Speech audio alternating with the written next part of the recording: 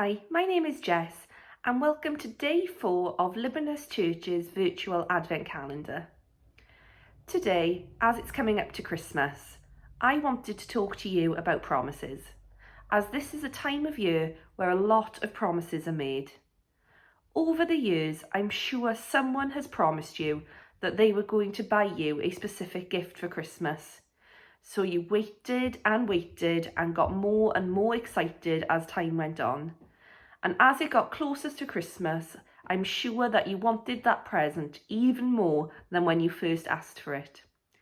And when it got to Christmas and you opened that present, I bet it was such an exciting feeling. The time you were waiting for was finally here, and you could have that present that you were promised. But imagine how you would have felt if you hadn't gotten that present.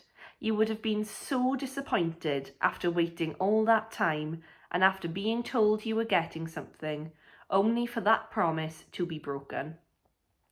But I wonder if you've also been in the opposite position and made a promise to someone. How excited are you to then fulfill that promise? To see how happy you have made someone by doing what you said that you would do. All of us would try our hardest to make sure we could fulfill that promise, and we would probably feel very guilty if we had to disappoint and let someone down. And thinking about this made me think of a promise that was made in the Bible, in the book of Isaiah chapter 9 and verse 6 that says, "For to us a child is born, to us a son is given, and the government shall be upon his shoulder, and his name shall be called Wonderful Counselor, Mighty God, Everlasting Father, Prince of Peace." And this verse tells us that Jesus was promised to us from God. I'm sure many of us are longing for something this Christmas.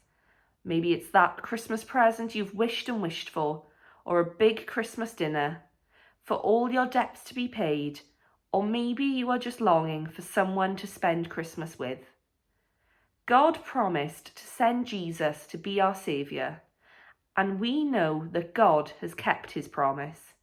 He never lies, he never breaks his promises, and the words of God are true.